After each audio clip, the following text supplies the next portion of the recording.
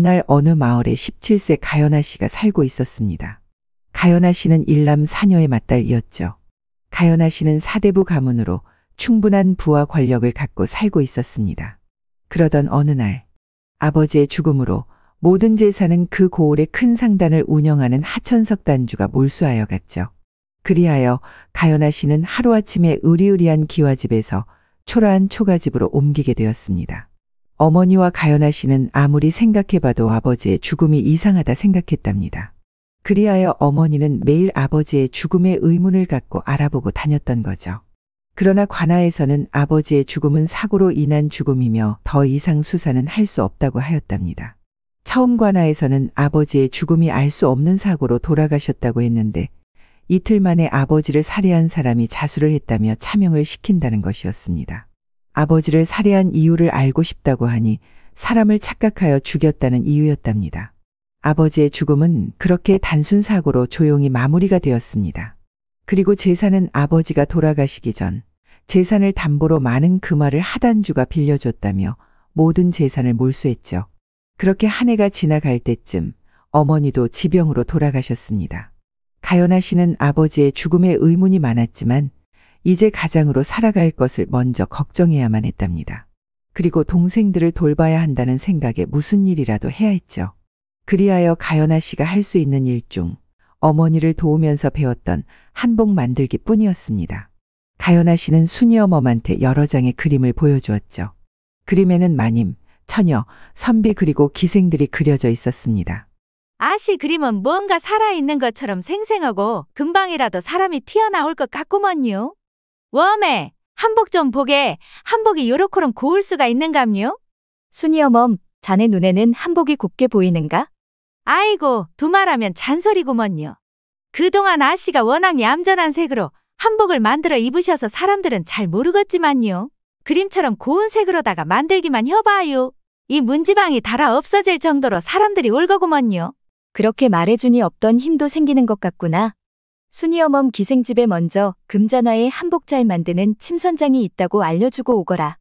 가연아 씨는 순이어멈의 입담을 알기에 소문이 나는 것은 시간 문제라고 생각하고 있었답니다. 순이어멈이 기생집에 들어가니 연선이가 불렀습니다. 순이어멈이 여길 웬일이야? 연선이구먼. 이것 좀 보더라고. 세상에, 이 그림은 누가 그린 것이야? 어쩜 한복이 이리도 고울까? 어쩌? 한복 이렇게 만들어주면 연선이는 만들어 입을 것이요? 당연하지. 요즘 예쁜 한복이 없어서 찾고 있는 중이었는데 이 집은 어디야? 기다려보더라고. 다른 아이들한테 먼저 보여주고 알려줄 것인께.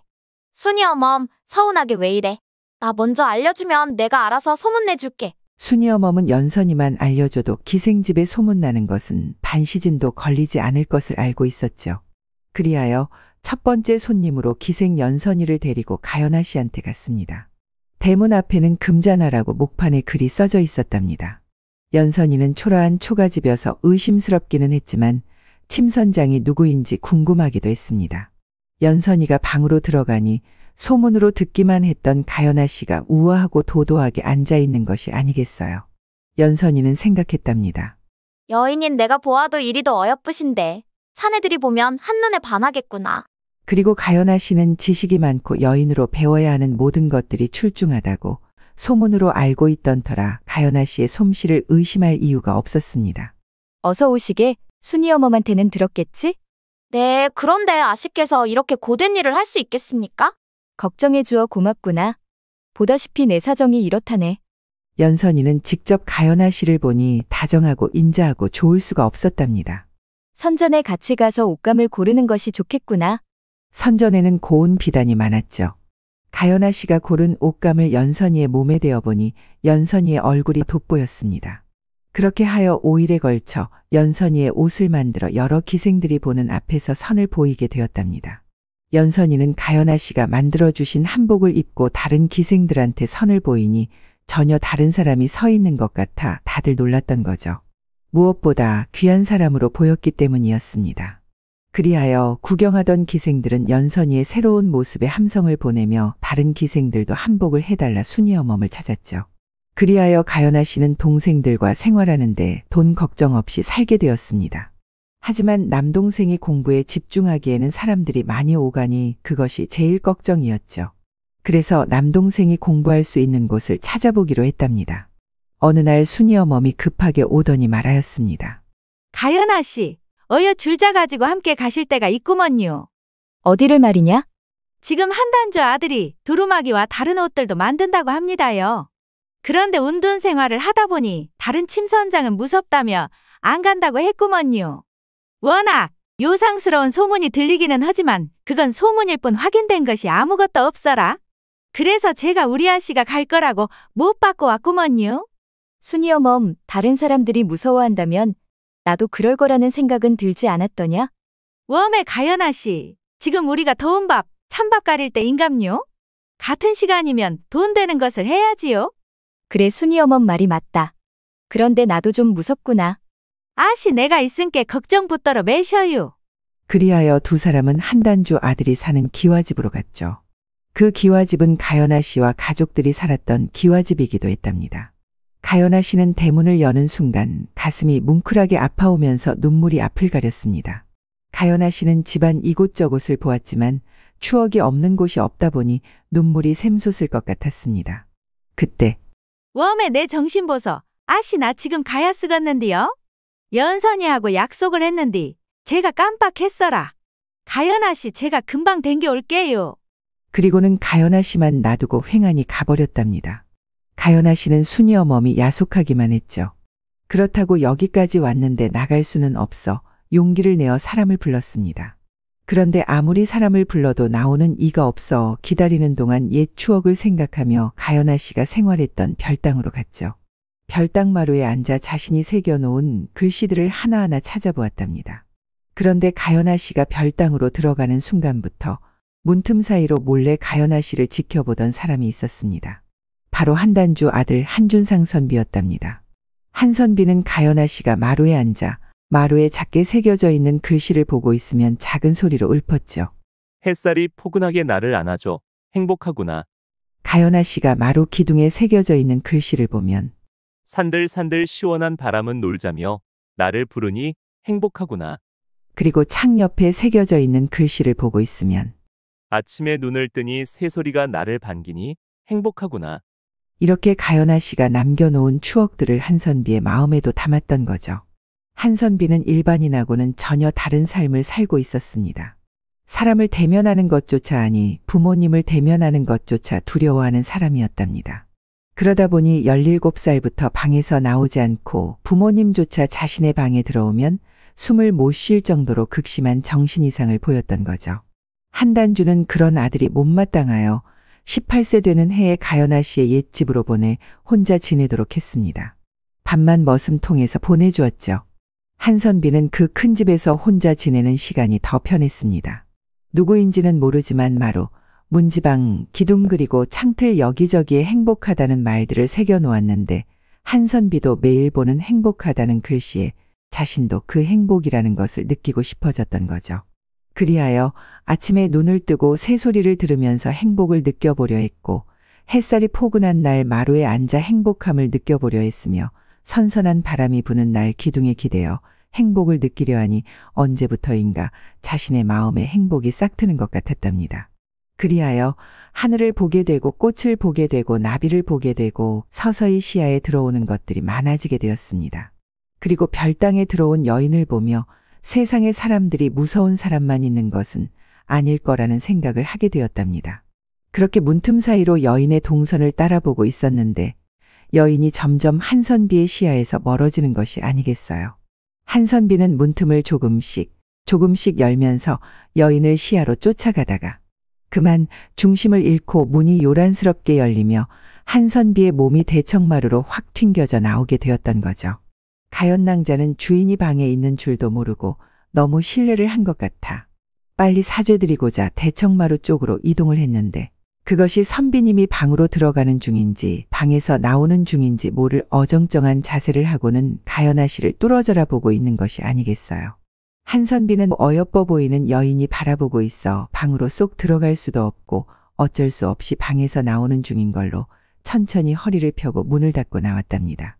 제가 방에 계신 줄도 모르고 저는 이가연이라 하옵니다. 제가 늦게 나와 죄송할 뿐이지요.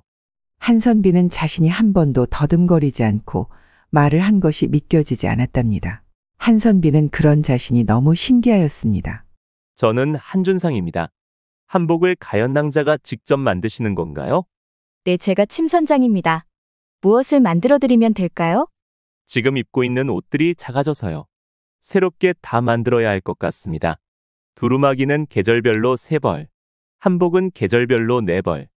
집에서 편안하게 입는 한복을 계절별로 3벌, 그리고 여름에 시원하게 입을 수 있는 것으로 4벌.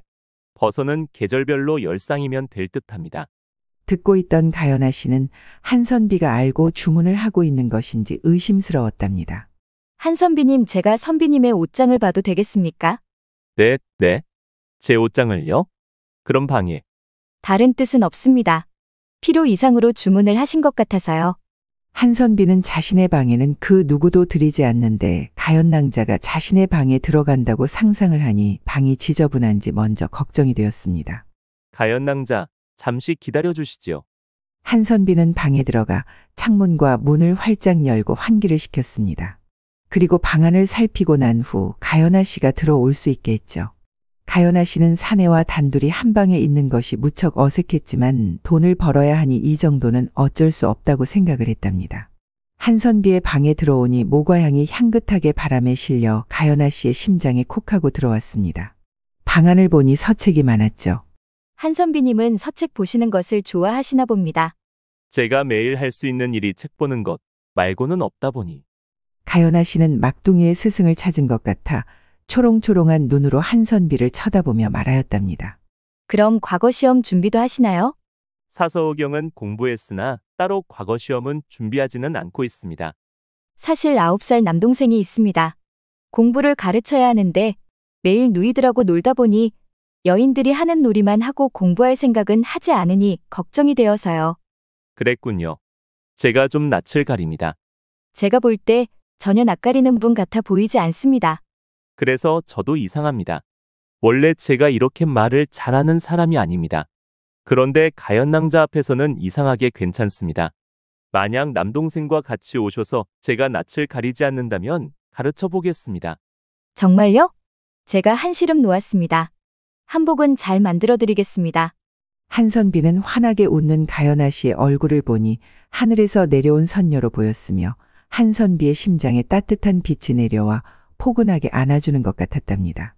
한선비의 정신은 혼미해지면서 입꼬리는 실룩실룩 올라가고 있었죠. 가연아 씨는 한선비의 옷장에서 한복을 꺼내 보았는데 옷감은 최상급으로 좋은 원단이었지만 한선비하고 어울리는 옷은 없었습니다. 그리고 옷들이 수선도 못할 정도로 작아져 있었답니다. 한선비의 옷들을 보니 외출도 못할 정도로 마음의 병이 있는 것 같아 안쓰럽게 느껴졌죠. 옷은 다시 만들어야 할 것 같습니다. 오늘은 치수만 재고 가겠습니다. 한선비는 가연아 씨 앞에 섰답니다. 가연아 씨는 순간 앞이 답답했죠. 한선비의 얼굴은 보이지 않고 가슴만 보여 생각했던 것보다 큰 키에 가연아 씨는 당황했습니다. 우선 한선비 뒤로 가서 어깨 넓이와 팔 길이 그리고 다리 길이를 재었답니다. 그리고 앞으로 와서는 가슴 치수를 재어야 하는데 가슴품도 생각보다 넓었던 거죠. 선비님 팔을 벌려주시지요. 그리고는 한선비의 품에 닿지 않도록 조심하며 자신의 팔을 최대한 늘려 줄자를 뒤로 보냈지만 반대 손에 잡히지 않으니 대략 난감했답니다. 그렇게 가연아 씨가 안간힘을 쓰며 치수를 재고 있을 때 한선비는 가연아 씨의 향긋한 향기에 심장은 요동을 치고 얼굴은 홍당무가 되어 있었습니다. 가연아 씨가 빨리 치수를 재기만을 기다리며 숨을 참고 아래를 내려다보니 가연아 씨는 한선비의 몸에 닿지 않으려고 조심하며 힘겹게 있는 것이 아니겠어요. 한선비는 더 이상 숨을 참을 수가 없기도 했고 낑낑거리는 가연낭자가 안 돼 보이기도 해서 깔끔한 해결책을 생각했답니다. 그리하여 한선비는 자신이 가연아 씨 품으로 들어가 안겼던 거죠. 가연아 씨는 자신의 얼굴이 한선비의 가슴에 닿았고 손에 끈이 잡혔지만 움직일 수가 없었습니다. 가연아 씨의 심장이 콩당콩당, 온몸은 뜨거워졌고 세상 처음 느껴보는 감정이었답니다. 한선비는 더 이상 참을 수가 없어 숨을 큰 소리로 토해내고 말았답니다. 그때 가연아 씨의 귀에 요란스럽게 뛰는 한선비의 심장 소리가 들렸던 거죠. 한선비 얼굴은 가관이었답니다. 땀은 비처럼 내리고 얼굴은 불덩어리가 되어 있었답니다. 한선비는 개미 목소리로 말하였습니다. 가연낭자, 이제 치수를 재시지요. 가연아 씨는 그제야 정신을 차리고 후다닥 치수를 재었답니다. 그리고는 둘은 멀찌감치 떨어져 아무 일 없었던 것처럼 행동하려 해도 서로의 요란한 심장 소리를 들켰기에 부끄러워 얼굴이 발그스레졌죠. 가연아 씨는 내일 막둥이하고 같이 오겠다 인사를 하고는 한선비 댁에서 빠르게 나왔답니다. 그렇게 둘은 몽글몽글한 가슴앓이를 하며 뜬 눈으로 잠을 못 이루다가 새벽이 되어 겨우 잠이 들었습니다. 다음 날 가연아 씨는 막둥이 성우와 한선비 댁에 가며 몇 가지 주의사항을 알리며 걸었죠. 성우야, 스승님한테 장난을 치면 될까? 누님 아니 됩니다. 큰 소리 내지 않기, 스승님 만지지 않기, 뛰지 않기, 누님 귀에 딱지가 않겠습니다. 역시 내 막둥이구나. 그런데 누이가 왜 이리 긴장이 되는 것이냐? 한 선배님한테 잘 못하신 일이 있으신가요? 응, 내가? 아니, 없느니라. 가연아 씨는 어제 일을 생각하며 얼굴이 뜨거워 손 부채질을 하며 한선비를 어떻게 봐야 할지 걱정이 되었답니다. 한선비 댁에 도착하니 막둥이가 말하였습니다. 누이 여기는 저희가 살았던 집이 아닙니까? 맞다. 가연아 씨는 자신도 부모님이 돌아가신 것이 이렇게 마음이 아픈데 어린 성우의 마음은 어떨지 상상만 해도 가슴이 찢어지는 고통이 느껴졌답니다. 부모님이 보고 싶지는 않느냐? 성우는 목이 맨 목소리로 말하였죠. 보고 싶습니다. 성우야, 눈물이 나오면 울거라. 참는다고 참아지는 것이 아니지 않느냐? 누이 울어도 됩니까? 가연아 씨는 성우를 보고 끄덕끄덕했죠. 그제야 성우는 큰 누이를 안고 부모님이 보고 싶다며 그동안 참았던 눈물까지 목 놓아 울었답니다. 그렇게 성우의 울음소리는 담을 넘어 한선비 귀에도 들렸던 거죠. 한선비는 가연아 씨 목소리가 들려 반가운 마음에 자신도 모르게 마당까지 나와 가연아 씨와 성우의 대화를 듣게 되었습니다. 한선비는 어린아이가 너무 일찍 부모님과 이별한 것에 마음이 아팠죠. 내가 성우와 잘 지내봐야 되겠구나. 가연아 씨와 성우는 별당 마당에 있는 한선비를 발견하고 인사를 하였습니다. 그렇게 성우의 만남도 자연스럽게 친해졌고 매일 서로 스승님, 제자님 부르면서 무엇이 재미있는지 웃기도 하고 티격태격 말씨름도 했답니다. 가연아 씨는 한선비의 옷은 어머님이 쓰던 안방에서 만들었습니다. 어린 성우도 걱정이 되었고 한선비도 걱정이 되었기 때문이었답니다. 하지만 걱정할 것이 없었던 거죠. 한선비는 성우와 놀아준다며 자연스럽게 별당에서 나와 앞마당까지 오게 되었습니다. 성우는 매일 누이들하고 놀다가 남자인 스승님과 뛰어노니 더 재미가 있었고 한선비는 뛰어다니는 성우가 걱정이 되어 쫓아다니다 보니 자신도 모르게 온 집을 다닐 수 있게 되었답니다. 그렇게 며칠이 지나 가연아 씨는 한선비가 당장 외출할 수 있는 한복을 다 만들었습니다.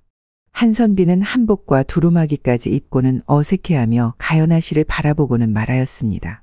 가연낭자 이상하지 않습니까? 한선비님, 제가 본 선비님 중에서 최고로 멋있으십니다. 자신을 최고라고 말해주는 사람이 처음이었고 그런 가연아 씨의 웃는 얼굴이 어여뻐 주변에 아무것도 보이지 않았답니다. 넋놓고 자신만 바라보고 있는 한선비의 눈빛을 보니 가연아 씨의 심장이 또 빠르게 뛰기 시작하였죠. 한선비도 그런 가연아 씨를 자신의 품에 안고 싶을 정도로 온몸은 바짝바짝 긴장하고 있었습니다. 아마 성우가 없었다면 둘은 이미 일을 치룰 기세였으니까요. 한선비님 이렇게 차려입었으니 저와 외출해보면 어떻겠습니까? 뭐요? 지금이요? 쇳불도 당김에 빼랬다고 지금이 적기라 생각됩니다. 그리고는 가연아 씨가 고마움의 표시로 준비한 비단신을 꺼내 놓았답니다.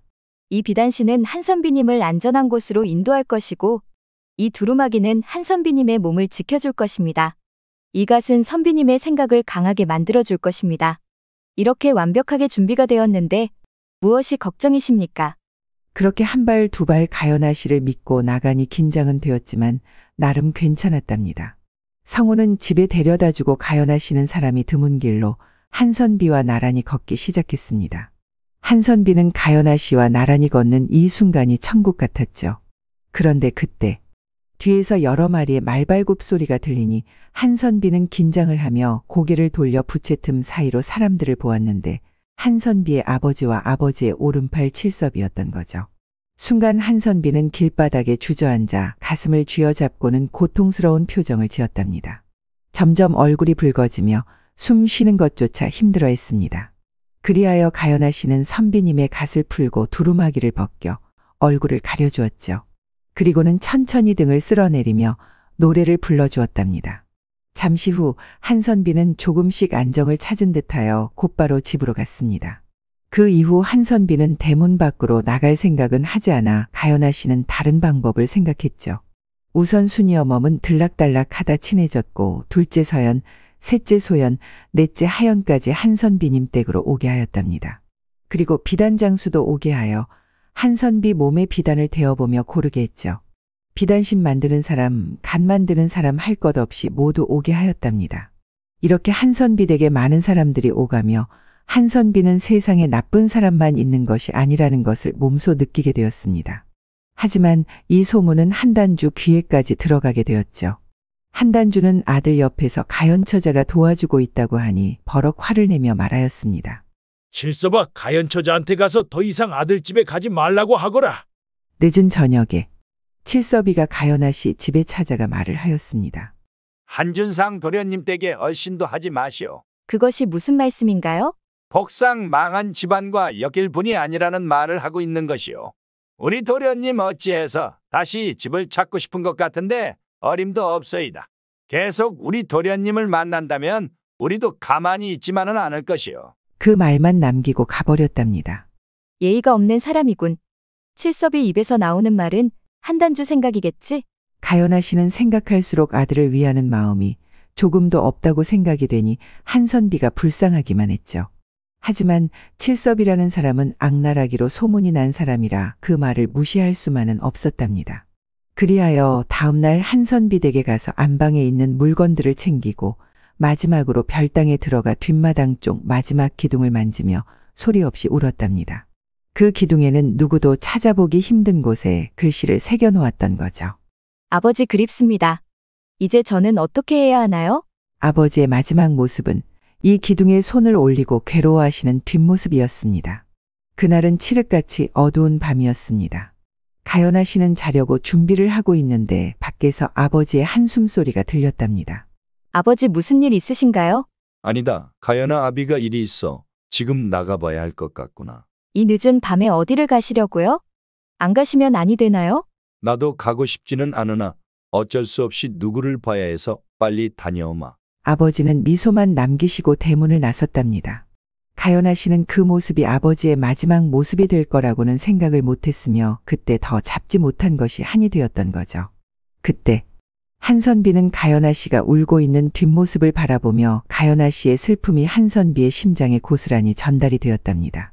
한선비는 마루에 앉아 조용히 가연아 씨를 기다려 주었죠. 가연아 씨는 시간을 너무 지체한 것 같아 한선비를 부르려고 보니 한복과 두루마기까지 입고 마루에 앉아 있는 것이 아니겠어요. 한선비님 어찌 옷을 다 입으시고 계신 겁니까? 오늘은 가연낭자와 함께 가보고 싶은 곳이 있다오. 같이 가줄 수 있겠어? 가연아 씨는 곰곰이 생각하고는 말하였습니다. 네, 그러지요. 저도 한선비님한테 드릴 말씀이 있습니다. 그럼 그곳에 가서 이야기합시다. 한선비는 제법 지나가는 사람들이 있어도 여유를 부리며 걸었답니다. 한선비님 이제 사람이 무섭지 않습니까? 아니요. 무섭습니다.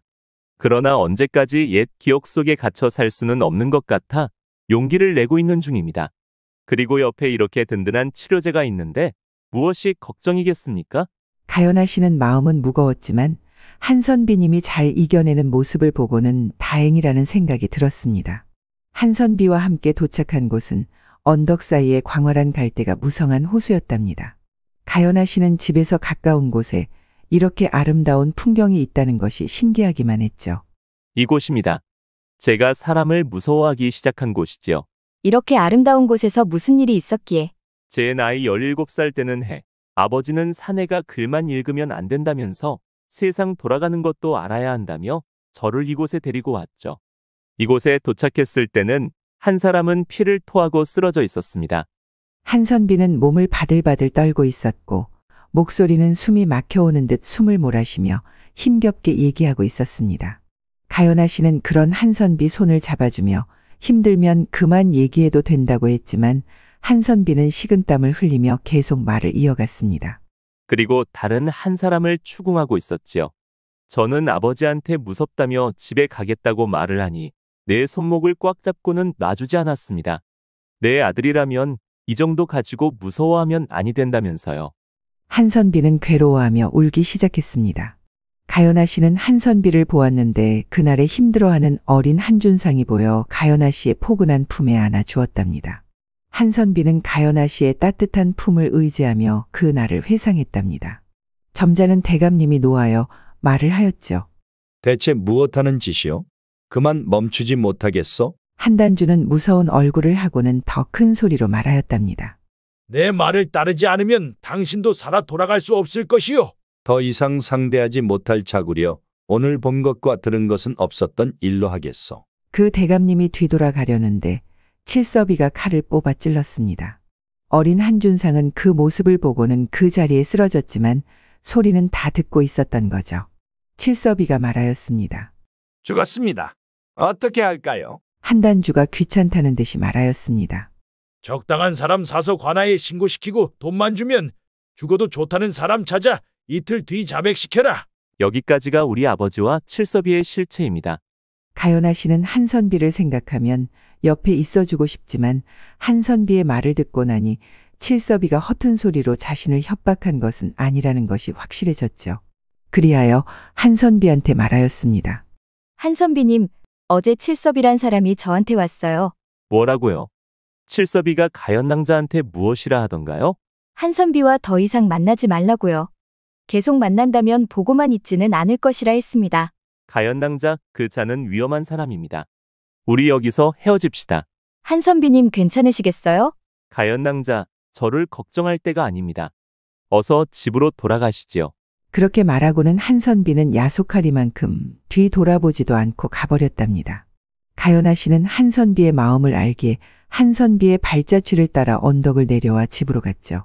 한선비는 별당에 도착하여 마지막 가연아 씨가 머무른 기둥에 가보니 기둥 맨 아래에 글씨가 새겨져 있었습니다. 너무 작아 몸을 숙여보았죠. 아버지 그립습니다. 이제 저는 어떻게 해야 하나요? 한선비는 좀 전에 떠나보낸 가연아 씨가 보고 싶어 미칠 것만 같았습니다. 그때 기둥 옆 마루 아래에 무언가가 보였답니다. 한선비는 흙을 파보았죠. 그곳에는 서찰이 있었습니다. 가연아 아비다. 이 글을 내 딸이 평생 보지 않았으면 좋겠다는 마음과 힘들게 살 너희들을 생각하면 꼭 찾았으면 하는 마음이 교차하는구나. 가연이가 이 글을 읽고 있다면 아비는 이 세상 사람이 아닐 것이다. 분명 죽인 자는 칠섭이라는 사람이고 나를 죽이라고 명한 사람은 한단주일 것이다. 오늘 그 자들을 만나기로 했단다. 그 자들은 국고로 들어갈 황금 상자를 함께 나누자고 하더구나. 뒷일은 자신들이 처리하겠다며 나를 설득했고 그리는 못한다고 하니 내 주변 사람들을 잡아놓고 오늘 언덕 사이에 있는 호수 갈대밭으로 나오라 했단다. 나오지 않으면 우리 가족들의 안전은 책임질 수 없다고 겁박을 주더구나. 가연아, 이 글은 아버지의 죽음을 파헤칠 것 같아 쓴 글이다. 절대 파헤치려 하지 말거라. 그 자들은 악귀이니라. 악귀이기에 사람이 대적할 수 없는 자들이다. 분명 나의 재산도 몰수했을 것이다. 아비가 준비한 집이 있단다. 많이 떨어져 있는 곳이지만 너희들이 살아가는데 문제는 없을 것이다. 사랑하는 가연아, 아비가 너무 무거운 짐을 주고 가 미안하구나. 어미와 동생들 잘 부탁한다. 한선비는 땅바닥에 주저앉았습니다. 오늘 자신의 마음을 위로해달라 토해낸 얘기들이 다 가연아 씨의 아버지 죽음 이야기라는 것이 믿어지지 않았답니다. 한선비는 악을 쓰며 큰 소리로 울었습니다. 한선비는 미쳐버릴 것만 같았던 거죠. 그때 한선비의 입에서 비릿한 음성이 흘러나왔습니다. 악귀는 악귀가 대적해줘야지. 이 말을 남기고 광기 흐르는 눈빛으로 피식 웃었습니다. 그리고는 방에 들어가 가연아 씨가 만들어준 옷들은 고이 접어 비단신과 갓등을 정성스럽게 옷장에 넣고는 자물쇠로 잠갔답니다. 그리고는 가연아 씨에게 익명으로 서찰을 썼죠. 이 집으로 가시오. 당신의 아버님이 준비한 것이요. 그리고 누구한테도 알리지 말고 조용히 떠나시오. 지나가는 사람에게 돈을 주고 가연아 씨한테 전달하라고 했죠. 그리고는 마지막으로 가연아 씨의 얼굴이 보고 싶어 나무 뒤에 숨어 지켜보고 있었답니다. 가연아 씨는 마당에서 서차를 보고 있었습니다. 희미하게 보이는 얼굴이었지만 이렇게라도 볼 수 있어 좋았죠. 한선비는 아쉬움을 뒤로하고 집으로 돌아왔답니다. 그리고는 어릴 때 아버지가 시켜 억지로 배웠던 검수를 다시 시작을 했습니다. 다행히 한선비는 운동신경이 남달라 배우는 속도가 빨랐죠. 아버지와 칠섭이를 대적할 수 있을 정도로 매일 아침부터 늦은 밤까지 체력을 키우고 틈틈이 무예책을 보면서 익혔답니다. 그렇게 1년이라는 시간이 흐르고 한선비는 아버지를 찾아갔습니다. 한단주는 첫째 아들이 왔다는 말에 놀라지 않을 수가 없었던 거죠. 한단주는 자신을 똑바로 쳐다보는 아들을 보니 무섭다고 징징거렸던 예전 모습은 어디에도 찾아볼 수가 없었답니다. 한단주는 아들의 눈빛에 살기가 보여 섬뜩했지만 자신의 아들이라면 강해야 한다는 생각에 반갑게 맞아주었습니다. 이제 나의 아들 같구나. 처음부터 이러면 얼마나 좋았겠느냐. 제가 이렇게 변해서 좋으십니까? 당연하지 않느냐. 아버지 이제 저도 상단 일을 배웠으면 합니다. 언제든지 좋으니 오거라. 그럼 내일부터 오겠습니다. 한선비는 신을 신으면서 살짝 휘청했죠. 한선비는 아직도 아버지를 두려워하는 이런 자신이 지긋지긋했습니다. 다음 날 한선비는 누구보다도 일찍 상단에 나와 곳곳에 무엇이 있는지 위치 파악을 했답니다. 한선비는 아버지한테 신임을 얻을 때까지 자신의 발톱을 숨겼습니다. 그리하여 반년의 시간이 지나고 장사의 방법을 터득하니 한선비가 진행하는 장사들이 이문을 많이 내어 상단은 더욱 더 번창하게 되었던 거죠. 한단주는 아들을 누구보다도 신임을 했으며 상단의 밑바닥까지 보여줘도 될 거라 판단이 되었습니다. 하루는 문서를 꺼내며 거래처와 조정의 대신들에게 무엇을 바쳤는지 그리고 제일 중요한 치부채까지 모든 문서들이었답니다. 드디어 아버지와 칠섭의 실체를 보게 되는 날이 되었던 거죠. 문서에는 칠섭이를 통해 부적절한 일들을 행한 것이 대부분이었습니다. 이렇게 상단을 유지하고 있었다고 생각하니 아버지의 존재가 더 작게 느껴졌답니다. 한선비는 칠섭이의 존재가 얼마나 위험한 존재인지를 아버지한테 느끼게 해주는 것이 첫 번째 일이었습니다. 그래야 더 이상의 악행이 멈출 테니까요. 그리하여 칠섭이가 실수로 일을 크게 키웠던 것들을 찾아내어 잘못하면 더 큰 사고로 이어질 수 있었다는 것을 조금씩 키워 칠섭이의 존재를 상단에서 없어도 되는 존재로 만들어갔습니다. 어느 날부터인가 한단주는 칠섭이가 발톱의 가시처럼 느껴지기 시작했답니다. 칠섭이가 하는 일마다 마음에 들지 않게 되자 한단주는 칠섭이를 배제하고 척척 일 잘하는 아들하고만 얘기하는 것이 아니겠어요. 칠섭이는 한단주한테 서서히 배신감이 들기 시작했답니다. 그러던 어느 날 칠섭이는 생각을 했답니다. 두 놈 중에 한 명은 죽여야 내가 속이 시원할 것 같은데 한단주를 죽일까? 아들을 죽일까? 한단주를 죽이면 속은 시원하겠지만 그동안 상단일을 하며 몰래 빼돌려 본 돈이 솔찬한데 그것을 버릴 수는 없지. 아들을 죽여야 되겠군. 칠섭이는 아들을 어디에서 죽일 건지를 생각했답니다. 마침 이틀 후에 한선비가 인삼 계약을 하기 위해 길을 나서야 했던 거죠. 헌데 산 한 개를 넘어야 하는데 그 산에는 악나라기로 유명한 산적들이 있었습니다. 그리하여 한단주한테 말을 하였답니다. 단주님, 이틀 후에 악나라기로 유명한 산적들이 사는 산을 넘어 인삼 계약하려 도련님이 가야 합니다. 너무 위험하니 제가 같이 따라가면 어떨까요? 아들아, 내 생각은 어떠하냐? 저는 좋습니다. 무술도 잘하시니 걱정 없이 다녀올 수 있을 것 같습니다. 그러면 둘이 잘 다녀오너라. 그리하여 떠나는 날이 되었답니다. 칠섭이는 스치기만 해도 옷감이 잘릴 수 있는 칼을 준비했죠. 한선비도 긴 칼을 준비했습니다. 도련님 칼은 저만 있어도 충분히 지켜드릴 수 있습니다요. 알고 있다. 이거 차고 있으니 위압감 있고 멋있어 보이지 않느냐? 도련님은 멋으로 칼을 차신 겁니까요? 자네 조용히 하게나. 내가 칼도 못 쓴다고 소문낼 일 있는가? 그리고는 한선비는 웃으면서 칠섭이의 얼굴을 살폈죠. 칠섭이 입은 웃고 있었지만 눈은 살기가 서려 있었답니다. 그렇게 둘은 산을 올라가는데 서로 여유를 부리며 걸어갔지만 긴장감은 산속으로 들어갈수록 깊어갔습니다. 산 중턱에 도착하니 칠섭이가 칼을 빼는 소리가 들렸답니다. 그리고는 칼을 한선비를 향해 내려치려는 순간 한선비는 더 빠르게 돌면서 칼을 뽑고는 칠섭이의 오른 손목을 내려쳤죠. 순간 퍽 소리와 함께 칠섭이의 칼잡이 인생도 끝이 났답니다. 나를 죽일 생각이었군. 다리병신이 되고 싶지 않다면 이 고을에서 떠나거라. 아버지한테는 산적을 만나 싸우다가 죽었다고 알릴 테니. 한선비는 상단 돌아가는 일이 아버지가 손을 댈 수 없도록 모든 방식을 한선비 방식으로 바꾸었답니다. 한단주는 이해조차 못하게 만들어놨으니 자신의 입지는 상단에서 줄어들고 아들의 입지가 커져갔죠. 어차피 아들한테 물려줄 상단이기는 했지만 이렇게 뒷방 늙은이 취급받는 것 같아 기분은 좋지 않았습니다. 허나 아들이 똑소리 나게 운영을 하니 한단주는 더 할 말이 없었답니다.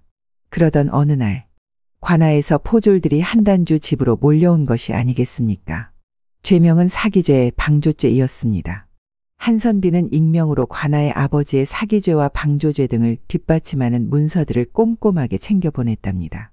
그 문서 안에는 칠섭이를 통해 가연아 씨의 아버지를 살해한 증거들도 함께 있었죠.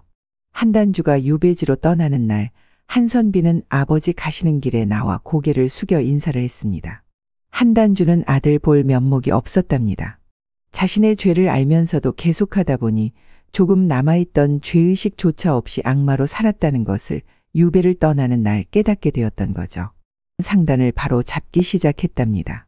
국고로 들어가야 하는 황금 상자도 국고에 반납을 했으며 가연아 씨의 재산도 다시 돌려줬죠. 그리고 상단으로 인해 억울하게 재산을 뺏긴 사람들도 찾아내어 돌려주었습니다.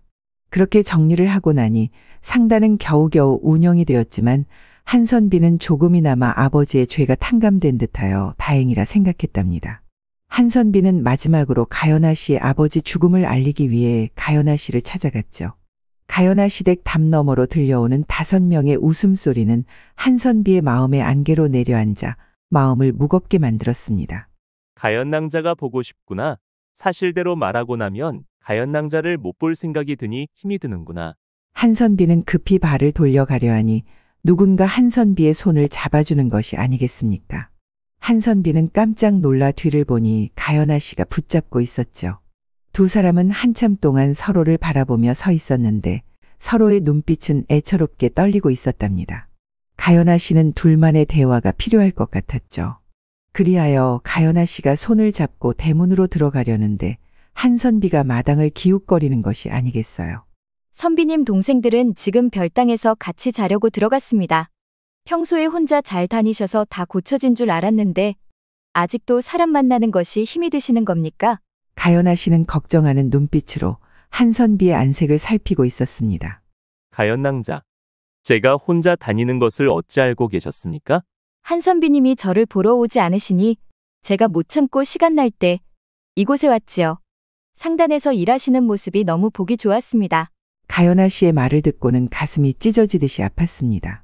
사실을 말하면 지금 자신을 바라보는 사랑스러운 가연아 씨의 표정은 영영 볼 수 없다는 것을 알기에 마지막으로 눈에 한가득 담고자 쳐다보았답니다.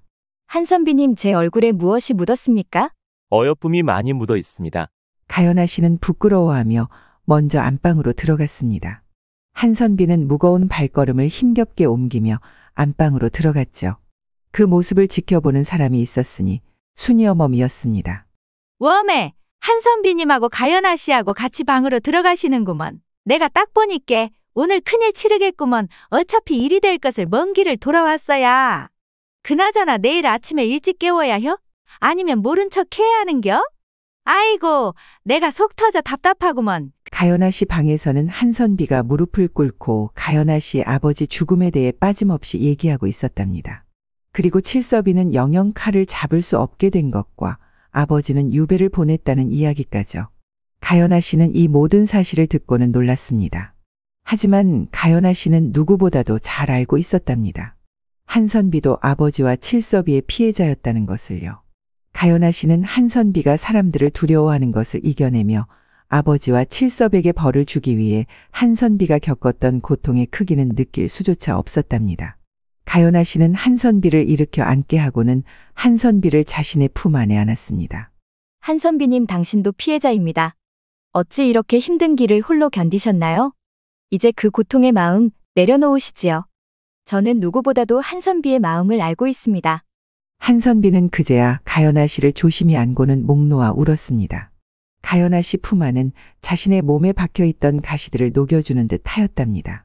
그동안 가연아 씨 또한 한선비가 보고 싶어 먼 발치에서 한선비를 보았던 거죠. 그런데 한선비를 안게 되니 그동안 애태웠던 마음이 녹아내렸답니다.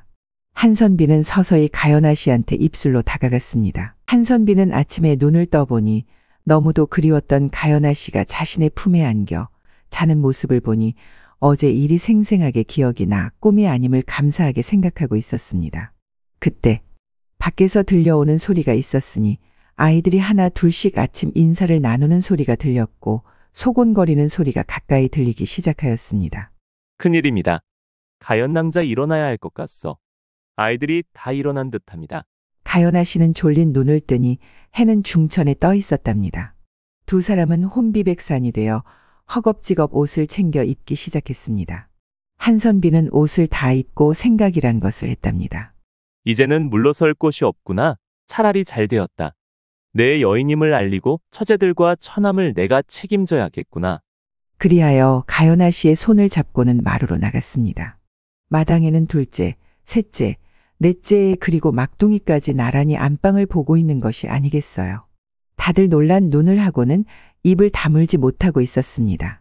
그때 스승님도 큰 누님하고 주무셨습니까? 저도 큰 누님하고 함께 잘 때가 제일 편안합니다. 다른 누이들은 자면서 발로 차고 팔로 때리기도 해서 도저히 함께 잘 수가 없습니다. 성우만 모를 뿐 그곳에 있는 모든 이들은 눈치로 알고 있었답니다. 순이 어멈은 이렇게 있다가는 아침밥이 늦어질 것 같아 말을 하였습니다. 아침이 늦었구먼요. 어여 방으로 드셔요. 우리 성우도련님 배가 속 들어갔구먼요. 스승님 함께 아침 하시지요. 모두들 한선비의 말을 기다리며 한선비 얼굴만 쳐다보고 있었죠. 한선비는 기회가 온 듯하여 웃으며 얘기했습니다. 순이 어멈 이제 나도 가족이 될 것이니 내 아침도 같이 준비해 주시오. 처제들과 처남하고 같이 먹고 싶구나. 아이고, 선비님 아침도 이미 준비했구먼요. 예비 처제들은 한선비님이 형부가 되길 기대하고 있었는데 처제들과 처남이라고 말을 해주니 너무 좋아 한박 웃으며 말하였습니다. 형부, 어서 들어가시지요. 한선비는 처제들이 형부라고 말해주니 그 소리 또한 너무 듣기 좋아 행복이 이곳에 있음을 깨달았죠. 순이 어멈은 눈물을 글썽이며 가연아 씨를 보았답니다. 그동안 동생들을 키우며 마음 고생한 가연아 씨가 이제는 의지할 수 있는 분이 생겨 좋았던 거죠. 그리하여 가연아 씨와 한선비는 혼인을 했으며 한선비는 더 열심히 일을 하여 제일 큰 상단으로 키웠습니다.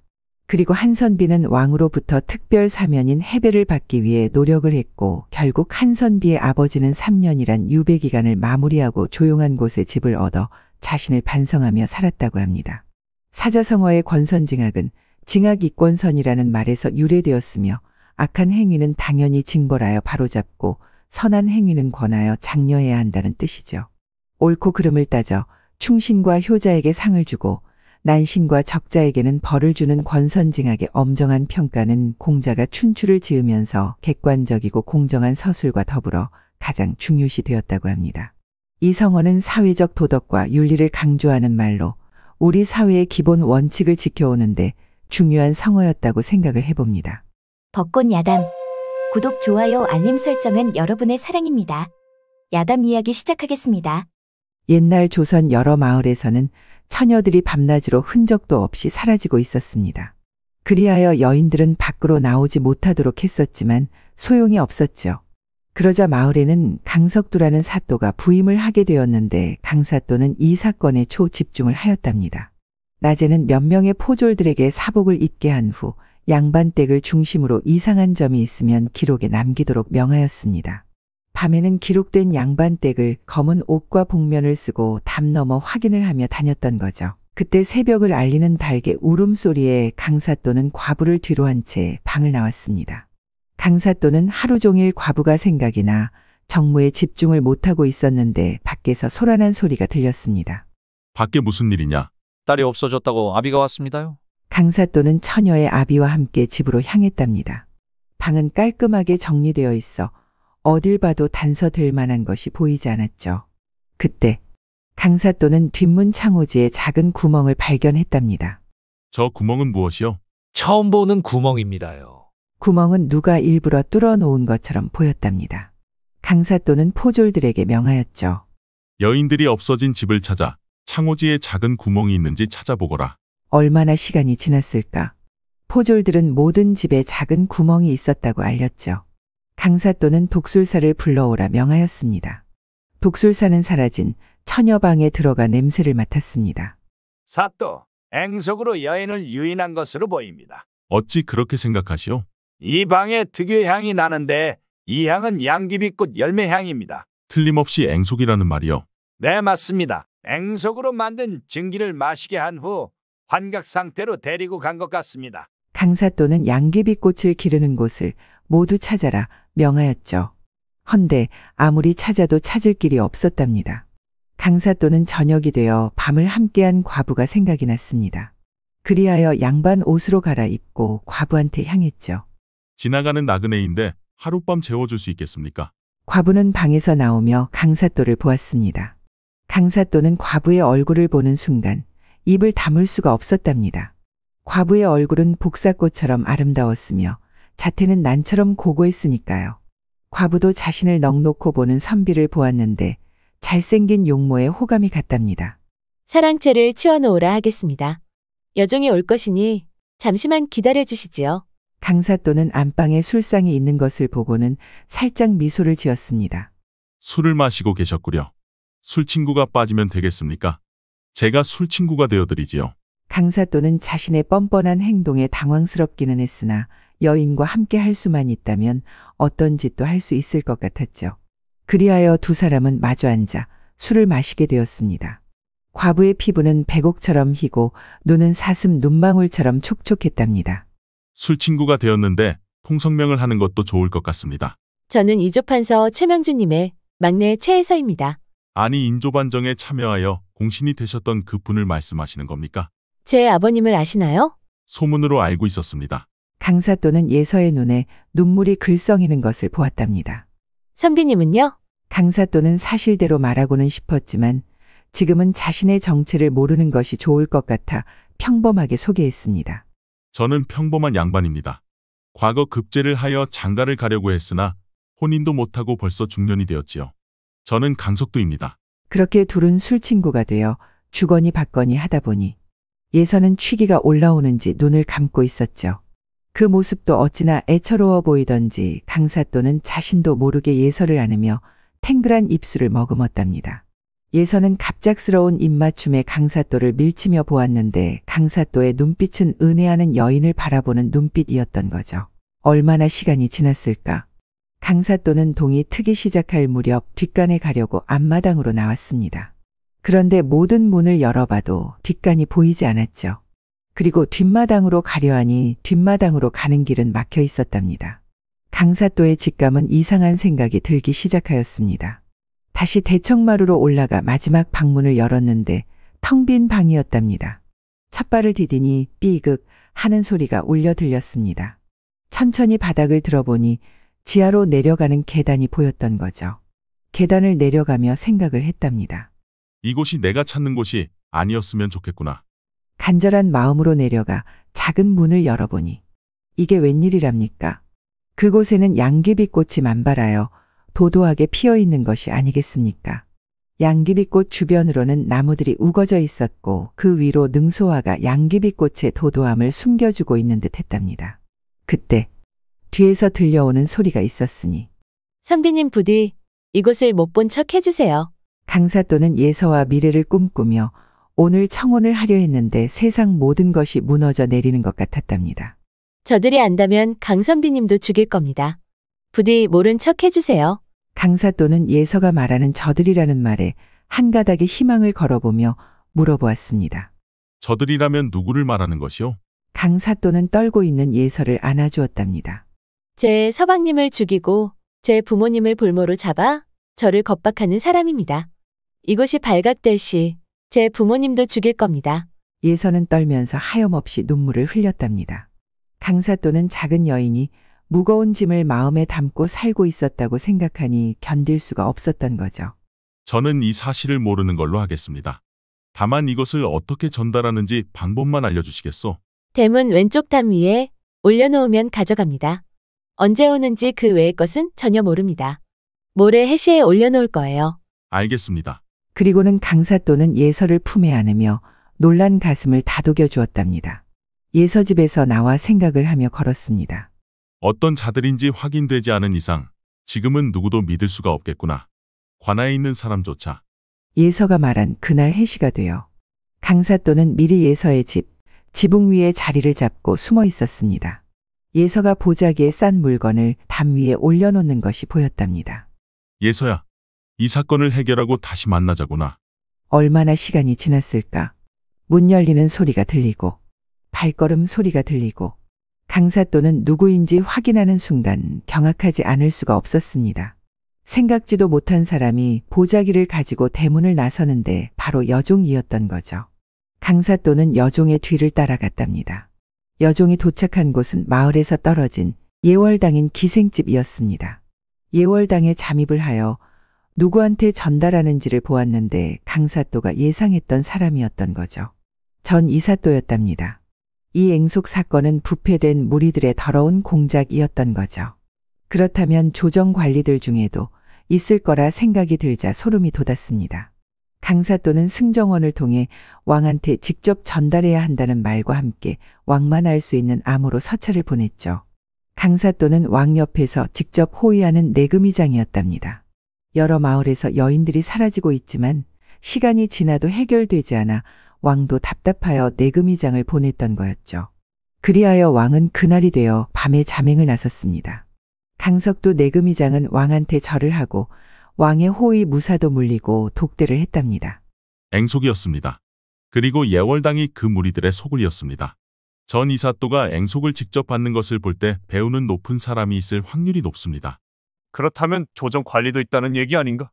네, 맞습니다. 그리하여 강사또는 밤마다 예월당에 드나드는 사람들을 직접 확인하였습니다. 그 중에는 조정 대신들도 있었답니다. 강사또는 왕한테 서찰을 보내기 전 확인할 것이 있었죠. 밤이 되어 복면을 쓰고 예서의 여종을 기절시켜 아무도 모르는 곳에 가뒀습니다. 강사또는 차가운 물 한 바가지를 여종한테 뿌렸답니다.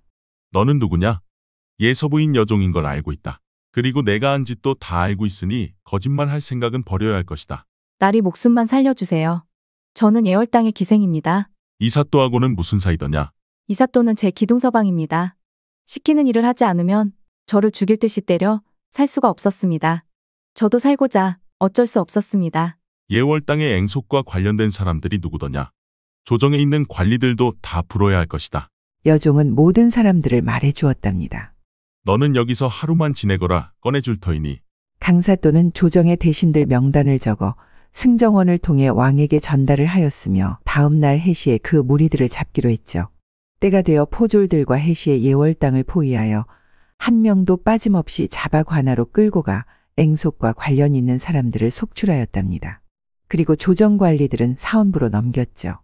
그리하여 사라진 여인들과 예서 부모님은 예월당 지하 감옥에서 구출을 하였습니다.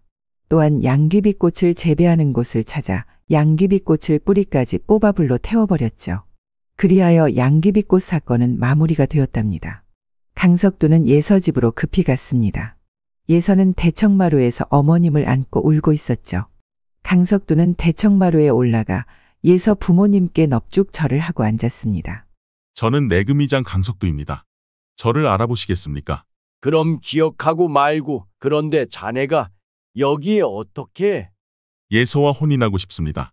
강석두는 그동안 있었던 이야기를 했죠. 아주 은밀한 얘기는 빼고 말입니다. 옆에서 안절부절 못하며 깜짝깜짝 놀라는 예서가 너무 귀여워 놀리는 재미도 있었죠.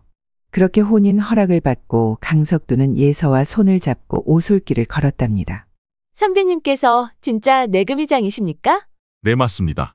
내금위장을 뽑을 때 얼굴도 잘생겨야 한다는 기준이 있습니까? 뭐요? 하하하. 강내금위장은 예서의 말에 사랑스러워 번쩍 안고는 달콤한 입맞춤을 했답니다. 양귀비라는 꽃 이름은 조선시대 문헌에서도 찾아볼 수 있는데 경국지색 양귀비의 미모처럼 아름답고 위험하다 하여 붙여진 명칭이었죠. 양귀비꽃도 백성을 피폐하게 만들어 나라를 위태롭게 하기는 마찬가지인 듯합니다.